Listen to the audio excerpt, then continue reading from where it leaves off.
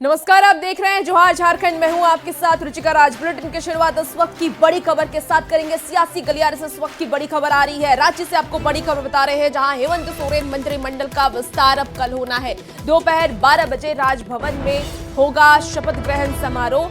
Hemant Soren cabinet के मंत्री शपथ लेंगे तो आज शाम या फिर कल सुबह कांग्रेस मुख्यमंत्री को अपने मंत्रियों की लिस्ट दे देंगी। कौन कौन से मंत्री इस बार मंत्रिमंडल में शामिल होंगे, कौन कौन से विधायक, उसकी लिस्ट सौंप दी जाएगी। और जेएमएम की ओर से मंत्रियों के नाम पर सीएम हेमंत सोरेन अंतिम मुहर लगाएंगे। तो इस वक्त की आपको बड़ी खबर हेमंत कैबिनेट से जुड़ी हुई बता रहे हैं। आज या कल सुबह तक कांग्रेस अपना नाम दे देंगी। किन किन चेहरों को इस बार मंत्री बनाया जाएगा, उसके नाम सीएम हेमंत सोरेन तक पहुंच जाएंगे और उसके बाद सीएम हेमंत सोरेन अंतिम मुहर लगाएंगे।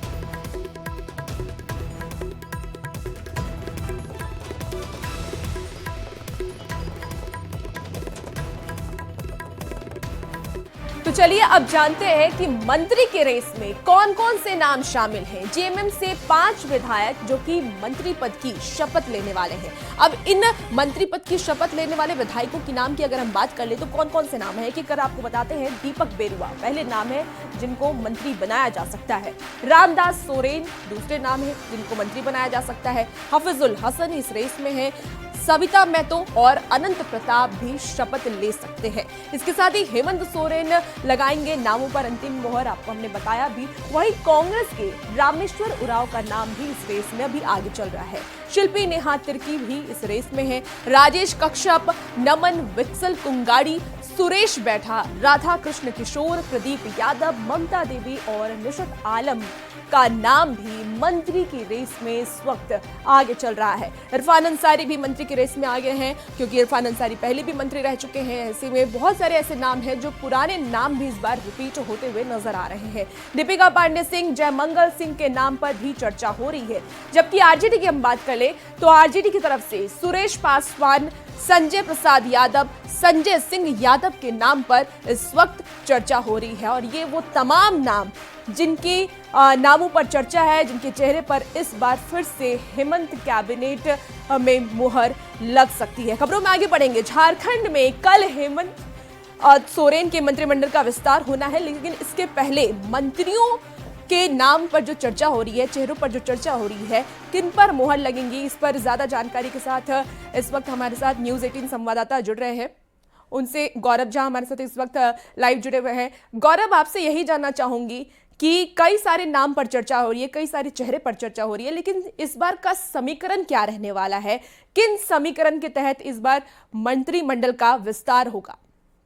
बिल्कुल, हम आपको बता दें कि कल 12 बजे के बाद जो है वो मंत्रिमंडल का विस्तार होना है। और इस मंत्रिमंडल में तीनों ही दल जो हैं, चाहे वो कांग्रेस हो, चाहे झारखंड मुक्ति मोर्चा हो, चाहे राजद हो, तीनों ही दल जो प्रमंडल है, प्रमंडलों से जाति आधार पर जो मंत्री के नाम है उसे सामने रख रही है। तीनों ही दल ये प्रयास कर रही है कि जब गठबंधन दल का मंत्रिमंडल होगा तो सभी जाति के लोग उसमें हो, सभी प्रमंडल के लोग हो। और इसी वजह से आपको पता चलेगा, चाहे संथाल परगना हो, चाहे पलामू हो, चाहे छोटा नागपुर का इलाका हो या फिर कोल्हान का इलाका हो, सभी इलाके से मंत्री होने वाले हैं। और कल ही झारखंड मुक्ति मोर्चा ने ये बात भी स्पष्ट किया है कि युवा और महिलाओं को और उसके साथ साथ अनुभव को भी रखते हुए तमाम जो मंत्री के नाम है उसे दिए जाएंगे और उसी हिसाब से जो नाम है वो तय किए जाएंगे। कल से पहले यानी आज शाम और कल सुबह तक लगभग ये स्पष्ट हो जाएगा कि किनके नाम मंत्रिमंडल में शामिल होंगे। गौरव, इस वक्त बहुत सारे नामों पर चर्चा हो रही है। ऐसे में ये भी बताइए कि इस बार महिलाओं की चर्चा खासकर देखने को मिली कि महिलाओं का इस बार भागीदारी भी बहुत रहा। ऐसे में क्या कोई ऐसी महिला चेहरा जिस पर इस बार चर्चा हो रही है कि इस बार महिला चेहरे को भी आगे बढ़ाया जा रहा हो मंत्रिमंडल में? बिल्कुल, आप जब पिछले मंत्रिमंडल को देखेंगे तो उस वक्त भी आपको दीपिका पांडे सिंह हो, बेबी देवी हो, इनके नाम मंत्रिमंडल में शामिल थे। और इस बार भी जब मंत्रिमंडल का जिक्र हो रहा है तो दीपिका पांडे सिंह का नाम हो, सविता महतो का नाम हो, ममता देवी का नाम हो, तमाम लोगों के नाम आगे चल रहे हैं। अब देखना होगा कि महिलाओं की भागीदारी कितनी रहती है और किस तरीके से जो मंत्रिमंडल का समीकरण है। ठीक है गौरव, आप नजर बनाए रखिए, तमाम अपडेट आपसे लेंगे। बहुत शुक्रिया फिलहाल जानकारी के लिए। और खबरों में आगे बढ़ेंगे। झारखंड में कल हेमंत सोरेन के मंत्रिमंडल का विस्तार होना है। मंत्रिमंडल के विस्तार से पहले इंडी गठबंधन के सभी दल अपने अपने समीकरण को साधने में लगे हुए हैं। तो विपक्षी पार्टी बीजेपी कैबिनेट विस्तार को लेकर के जेएमएम की चुटकी ले रही है। पूरे मंत्रिमंडल का अगर आप स्वरूप के बारे में बात कर रहे हैं, तो सभी वर्गों को, सभी क्षेत्रों को, सभी प्रमंडलों को प्रतिनिधित्व दिया जाएगा। अनुभवी लोगों को भी इस टीम में जगह मिलेगी और युवाओं को भी। तो एक संतुलित मंत्रिमंडल आप देख पाएंगे। राज्य सरकार में जो हमारा भूमिका रही है पिछली सरकार में, वही भूमिका संभवतः इस सरकार में भी तय हुए हैं। जैसे ही आप समझिए राजभवन से वारंट आएगा तो ये भी आप सार्वजनिक हो जाएगा कि मंत्रिपरिषद में कौन कौन से विधायक हमारे शामिल हो रहे हैं। हमारा माननीय मुख्यमंत्री जी से आग्रह होगा कि समावेशी कैबिनेट में भ्रष्टाचार का समावेश ना होने दें, क्योंकि पिछले कैबिनेट में 80% मंत्री ऐसे थे जिनके ऊपर कोई ना कोई भ्रष्टाचार के संगीन आरोप थे। तो मुख्यमंत्री जी क्षेत्रीय और जातीय संतुलन का ध्यान रखिए, समावेशी कैबिनेट बनाइए। और इसी बीच बड़ी खबर आ रही है रांची से, जहां बंगाल से छठे दिन भी नहीं पहुंचा है आलू। झारखंड के बाजार में बंगाल का आलू नहीं पहुंचा है। यूपी, पंजाब और हरियाणा से ये आलू आ रहा है। रांची के बाजारों में अब लोकल आलू की जो कीमत है वो अब बढ़ गई है। ग्रामीण खेतीहार इलाकों से आलू पंडरा के बाजार में पहुंचा रहे हैं। बता दें आपको कि रांची के ग्रामीण इलाके में बड़े पैमाने पर आलू की खेती की जाती है। ऐसे में लोकल आलू आ जाने से अब बंगाल के आलू की कमी का असर रांची के बाजारों में भी देखने को नहीं मिलेगा। तो इस वक्त आपको बड़ी खबर बता रहे हैं, जहां आलू संकट से अब कहीं ना कहीं झारखंड वासियों को पूरी राहत जरूर मिली है। लोकल आलू आ जाने से अब बंगाल के आलू की कमी का असर रांची के बाजारों में अब कम देखने को मिलेगा। जेएमएम ने झारखंड के प्रदेश बीजेपी अध्यक्ष बाबूलाल मरांडी की ओर से राज्य की आदिम जनजाति पहाड़िया की स्थिति पर दिए गए बयान को लेकर के पलटवार किया है। जेएमएम के केंद्रीय महासचिव और प्रवक्ता सुप्रियो भट्टाचार्य ने यह कहा कि बाबूलाल मरांडी आदिम जनजाति के नाम पर सिर्फ मगरमच्छ की तरह आंसू बहा रहे हैं। अगर उन्हें वास्तव में आदिम जनजातियों की चिंता है तो भाजपा शासित राज्य जैसे कि ओडिशा, छत्तीसगढ़ और मध्य प्रदेश में जाकर उनकी आर्थिक सामाजिक स्थिति से अवगत होना चाहिए।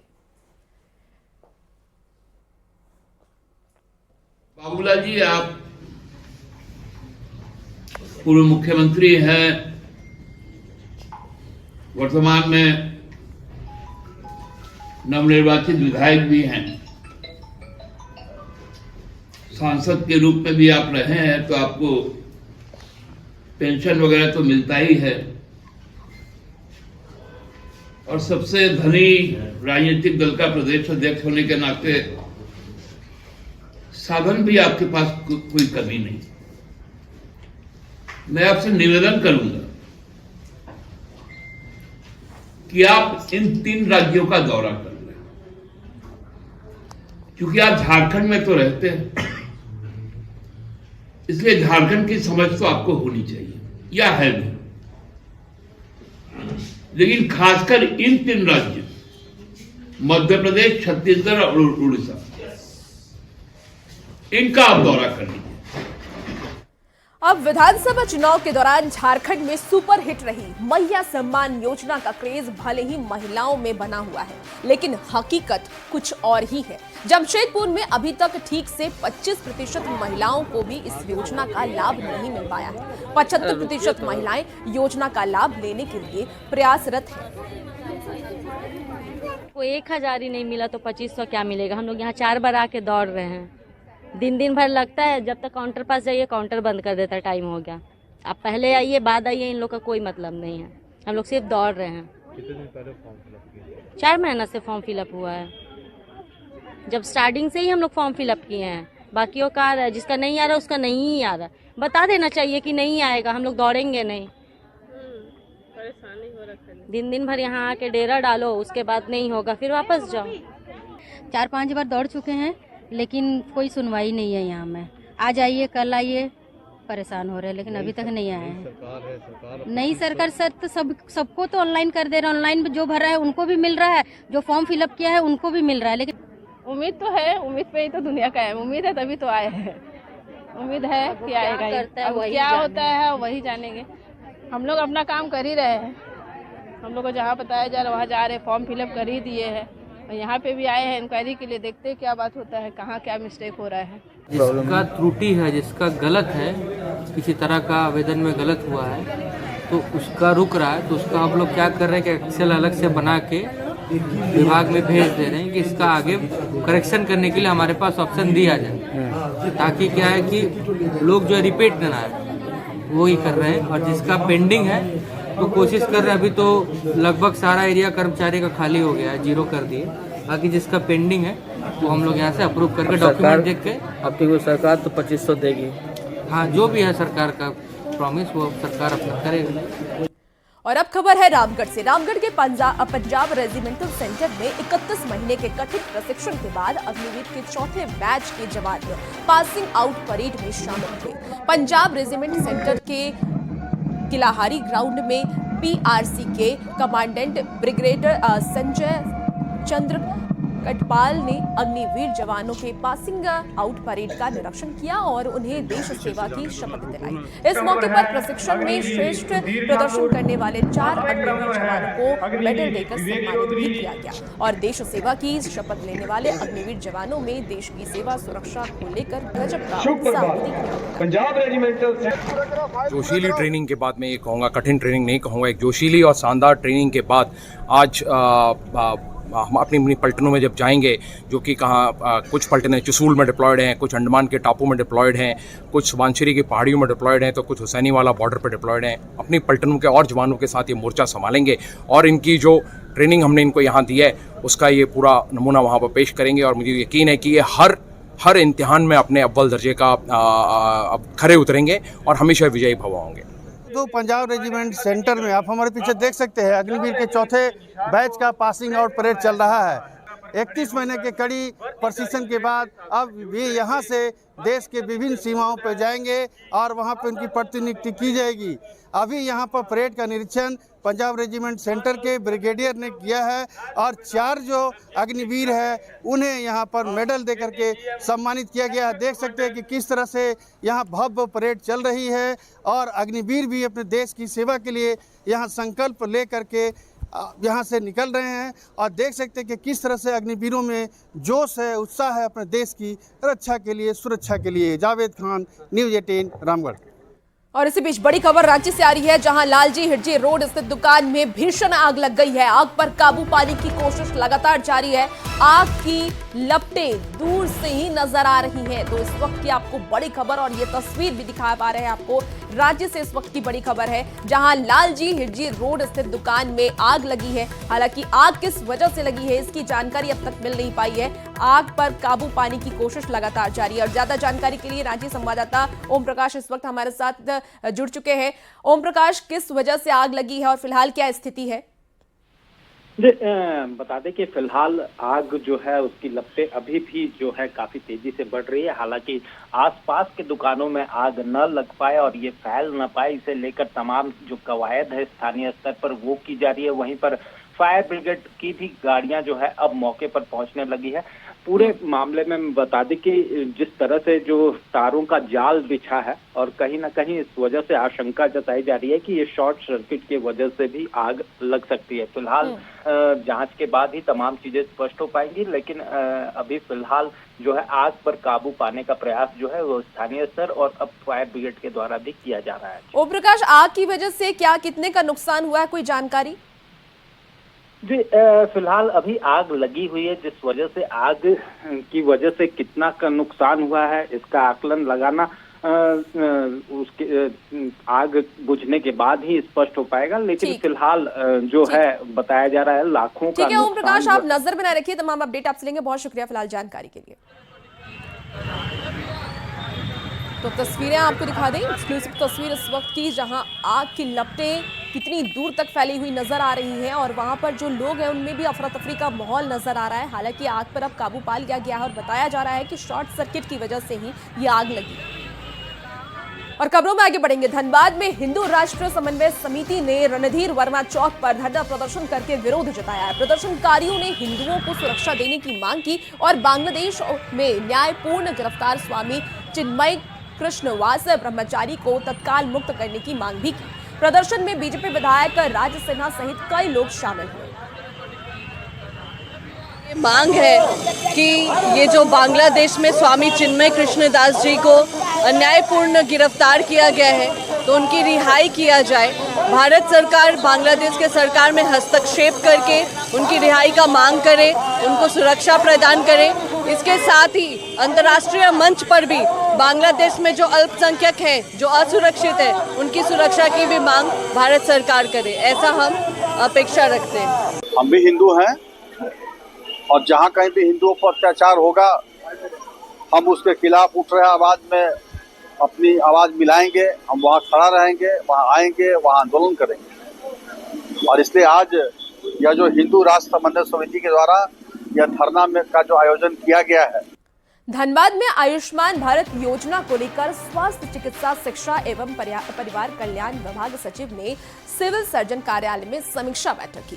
सचिव ने अधिकारियों को स्वास्थ्य विभाग से जुड़े कई दिशा निर्देश भी दिए और साथ ही ये भी बताया कि आयुष्मान भारत मिशन को केंद्र सरकार ने लॉन्च किया है, जिसमें पूरे हेल्थ सिस्टम को ऑनलाइन करना है और इसकी तैयारी के प्रोग्रेस को देखने के लिए बैठक हुई है। बैठक में धनबाद के अलावा गिरिडीह और बोकारो के सिविल सर्जन भी मौजूद रहे। बोकारो और धनबाद का आयुष्मान भारत डिजिटल मिशन जो है भारत सरकार के द्वारा लॉन्च किया गया है, जिसमें पूरे हेल्थ सिस्टम को डिजिटाइज करना है।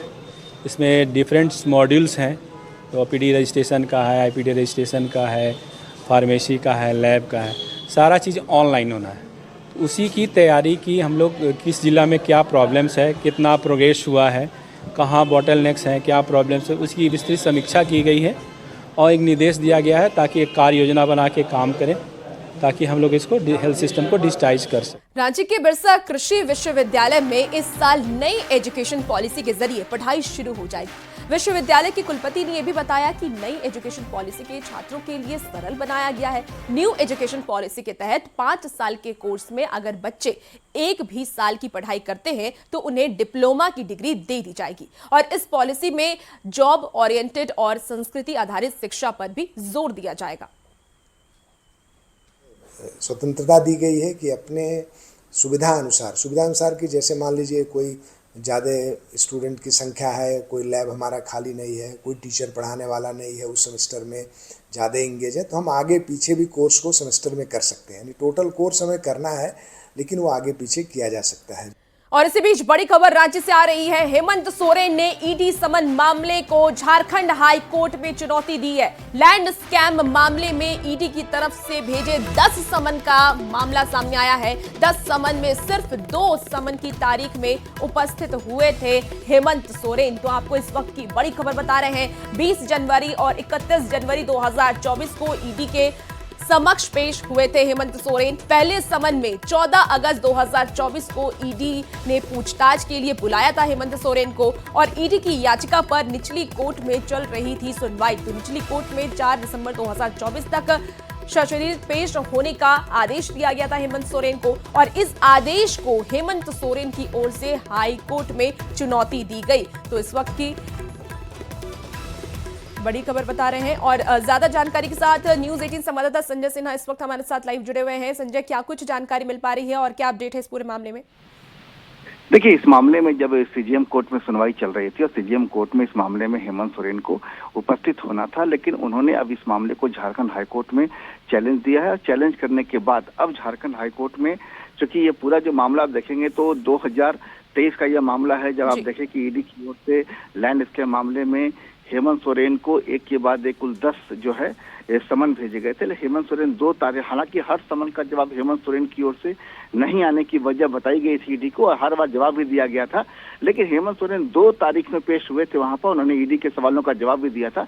लेकिन ईडी ने इस पूरे मामले को जो 8 बार जो है जो हेमंत सोरेन नहीं आए उसको अवहेलना बताकर निचली कोर्ट में ईडी की ओर से एक याचिका दाखिल की गई थी जिस पर लगातार सुनवाई चल रही थी और इसी मामले में निचली अदालत में हेमंत सोरेन को सशरीर उपस्थित होने का जो है आदेश दिया था। लेकिन अब हेमंत सोरेन की ओर से इस मामले को झारखंड हाईकोर्ट में चैलेंज किया गया है और अब जो कानूनी प्रक्रिया है किस तरह आगे बढ़ती है ये देखने वाली बात होगी। जी ठीक है संजय, आप नजर में रखिए, तमाम अपडेट आपसे लेंगे। बहुत शुक्रिया फिलहाल जानकारी के लिए। तो खबरों में आगे बढ़ेंगे। गुमला प्रखंड के राजकीयकृत प्लस उच्च विद्यालय टूटू का डीसी ने औचक निरीक्षण किया है और इस दौरान जिले में शिक्षा की गुणवत्ता सुधारने और शिक्षा कर भेंट अभियान के तहत किया गया है। इस दौरान डीसी ने विद्यालय में शैक्षणिक और प्रशासनिक व्यवस्था का बारीकी से निरीक्षण करते हुए बच्चों के साथ संवाद किया। इस दौरान उपायुक्त ने बच्चों के बीच लगभग 2 घंटे से अधिक का समय बिताया और बच्चों के लक्ष्य निर्धारित करके मेहनत करने के लिए प्रेरित भी उन्हें किया। बोर्ड का तैयारी आप लोग शुरू कर दिए हैं कि नहीं किए? पलामू में सनातन धर्म के लोगों ने बांग्लादेश सरकार के खिलाफ सांकेतिक प्रदर्शन किया। प्रदर्शन में विश्व हिंदू परिषद समेत समाज के कई वर्ग के लोग शामिल हुए। बीजेपी विधायक और मेयर अरुणा शंकर ने बांग्लादेश में गैर मुस्लिम समाज के साथ हो रहे अत्याचार के विरोध में प्रदर्शन किया और बांग्लादेश में हिंदू, सिख, जैन पर हो रहे हमले और इस्कॉन के सन्यासी चिन्मय कृष्णदास को कैद से मुक्त कराने की मांग करते हुए नारेबाजी भी की। विश्व के जितने हिंदू समाज के लोग हैं, सनातन समाज के लोग हैं, वो आज आहत हैं, मर्माहत हैं और उसी के खिलाफ में, बांग्लादेश सरकार के खिलाफ में और गैर मुसलमानों पर हो रहे अत्याचार के खिलाफ में आज आक्रोश मार्च निकाला गया है। और हम मांग करते हैं बांग्लादेश सरकार से तुरंत हिंदुओं पर हो रहे अत्याचार को बंद करे। समस्त हिंदू समाज को जागृत करना, बांग्लादेश में हो रहे हिंदुओं पर अत्याचार, हिंदू, सिख, जैन, बौद्ध और खास करके 80% जो आदिवासी और हरिजन दलित हैं, जिसको बांग्लादेश में प्रताड़ित किया जा रहा है, उनके घर जलाए जा रहे हैं, उनके व्यवसाय नष्ट किए जा रहे हैं, लोग जबरदस्ती उनसे इस्तीफे दिलाए जा रहे हैं, बाजारों में घेर के मारे जा रहे हैं, उनके घर जलाए जा रहे हैं। तत्काल बांग्लादेश की हिंदू सरकार इन सब अत्याचारों पर रोक। तो फिलहाल इस बुलेटिन में इतना ही। खबरों का सिलसिला न्यूज़ 18 बिहार झारखंड पर जारी।